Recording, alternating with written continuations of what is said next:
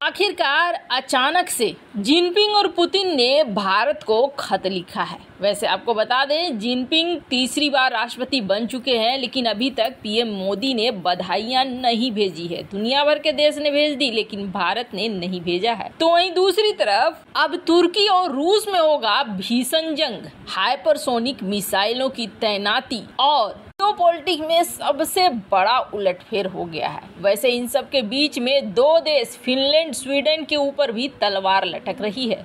बहुत सारा कुछ चल रहा है, जानेंगे क्या कुछ चल रहा है जियोपॉलिटिक्स में। आइए जानते हैं इन खबरों को विस्तार से। अभी तक ये देखा गया है कि यूरोपीय देश हो, वेस्टर्न देश हो, भारत से सवाल करते हैं और भारत से सवाल करने का लाइन भी अजीब सा रहता है। भारत के विदेश मंत्री को पकड़ लेते हैं, भारत के व्यापार मंत्री को पकड़ लेते हैं और उन्हें कहते हैं आपको ऐसा नहीं लगता है, आपका मोरल ये नहीं कहता है, आपका नैतिक दायित्व ये नहीं कहता है कि आप रूस के साथ व्यापार नहीं कीजिए। रूस एक बड़ा देश है, बड़े देश ने यूक्रेन जैसे छोटे देश पर हमला कर दिया है। कहाँ चली जाती है आपकी नैतिकता? आप दुनिया के सबसे बड़े लोकतंत्र हैं, मतलब चने की झाड़ में चढ़ाने की कोशिश करना शुरू कर देते हैं। लेकिन क्या इन्होंने कभी अपने ही आंकड़े नहीं देखे हैं? न्यूयॉर्क टाइम्स की रिपोर्ट और अमेरिका के एक्सपर्ट ये कहते हैं कि नंबर 1 पर इस वक्त रूस के साथ व्यापार किया है तुर्की ने, और वो भी कब से?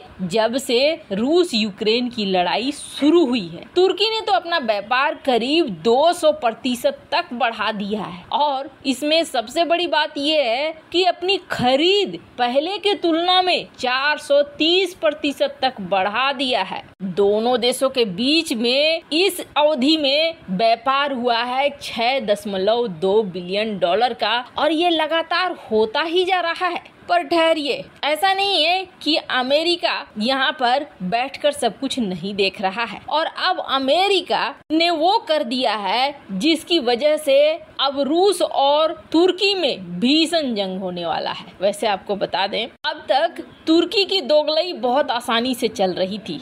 जैसा कि आपको पता है, फिनलैंड और स्वीडन दोनों देशों ने नाटो ज्वाइन करने का फैसला किया पुतिन के डर से कि आज यूक्रेन का नंबर है, कल फिनलैंड का नंबर है, परसों स्वीडन का नंबर है, उससे पहले ही नाटो ज्वाइन कर लो ताकि नाटो हमें बचाने आ जाएगा। फिनलैंड और स्वीडन ने यूक्रेन का हाल नहीं देखा, यूक्रेन को लेकर किसी के पास रुकावट नहीं थी, लेकिन नाटो यूक्रेन को स्वीकार ही नहीं किया। पर चलो, फिनलैंड और स्वीडन की एप्लीकेशन बढ़ा दी गई। अब नाटो में ये नियम है कि 30 देश हैं, 30 देश जब तक हाँ नहीं बोलेंगे तब तक किसी नए देश को एंट्री नहीं मिलेगी। फिनलैंड और स्वीडन को अब तक 28 देशों की मंजूरी मिल चुकी है। नाटो से एप्लीकेशन निकला है, देश देश पहुंचा है, सब देशों के राष्ट्राध्यक्ष जो कि नाटो के मेंबर हैं उन्होंने साइन कर दिया, हाँ भैया फिनलैंड और स्वीडन को हम स्वीकार करते हैं। लेकिन ये एप्लीकेशन जब पहुंचा हंगरी, तुर्की नहीं, हंगरी ने बोला अभी मैं कुछ महीने इंतजार करूंगा, थोड़ा देखते हैं आगे क्या होता है, उसके बाद मैं फैसला लूंगा। चलो ठीक है। तब ये एप्लीकेशन तुर्की पहुंची।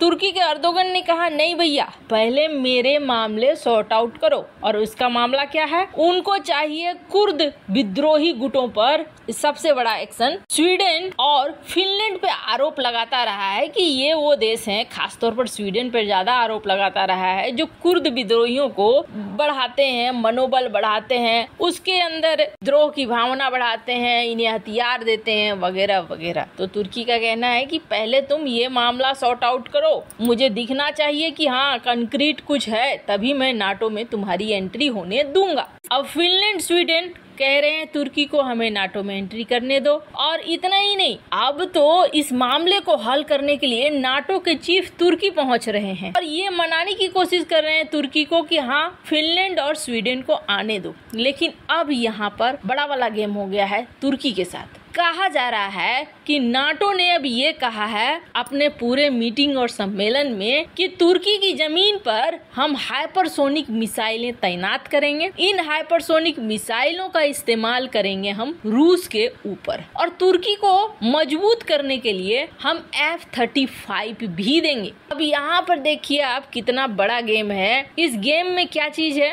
नाटो का कहना है कि ऐसा नहीं है कि तुर्की रूस का दोस्त है। तुर्की लीबिया में, सीरिया में में रूस के खिलाफ लड़ रहा है और हमारी बहुत अच्छी बॉन्डिंग है, ऐसे में हम हाइपरसोनिक मिसाइलों को तैनात करेंगे और उसके बाद इसके एयरबेस का इस्तेमाल करेंगे हम हमला करने के लिए रूस के ऊपर। अगर रूस ऐसा कुछ करता है तो F-35 का नाम सुनकर एक बार को अर्दोगन को लगेगा कि अरे वाह, ये मौका तो छोड़ना नहीं चाहिए। इसलिए क्योंकि F-35 की परियोजना से अर्दोगन को तुर्की को निकालकर बाहर फेंक दिया गया था, क्योंकि S-400 की खरीद की थी तुर्की ने।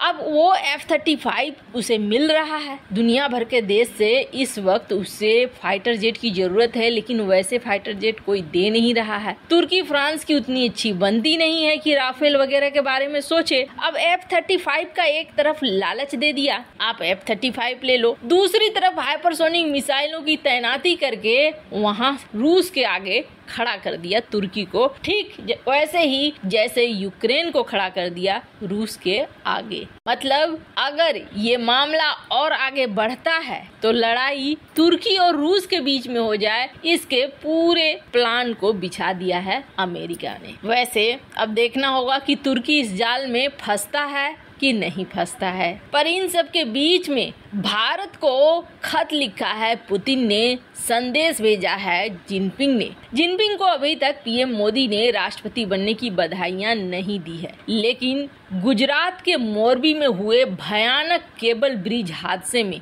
वैसे तो अभी तक 9 लोगों को पकड़ा गया है, पर इस घटना ने भारत के साथ साथ पूरी दुनिया को दहला कर रख दिया है। अब तक इस मामले में 9 लोगों को गिरफ्तार किया गया और ब्रिज बनाने वाली कंपनी के गेट में ताला लगा दिया गया है। वहीं रिपोर्ट है कि अभी कुछ और गिरफ्तारियां हो सकती है। ब्रिज टूटकर गिरने पर सबसे ज्यादा सवाल उसका रिनोवेशन और देख रेख करने वाली कंपनियों पर उठ रहा है। इस बीच दुनिया भर से भारत को संदेश भी आ रहे हैं। सबसे पहले बड़े नेता में पुतिन थे, जिन्होंने भारत को खत लिखकर इस मामले में संवेदना जाहिर करी और भारत के साथ खड़े होने की बात कही। तो वहीं उसके बाद बाइडेन भी आए, बाइडेन ने भी संदेश दिया। दुनिया के और भी देश, ब्राजील वगैरह, इजराइल वगैरह, सब जगह से संदेश आए भारत के लिए। लेकिन तब ज्यादा चौंक गई नजरें जब लगातार तीसरी बार चीन के राष्ट्रपति बने शी जिनपिंग ने भारत के प्रधानमंत्री नरेंद्र मोदी और भारत की राष्ट्रपति द्रौपदी मुर्मू को मोरबी ब्रिज हादसे पर शोक संदेश भेजा।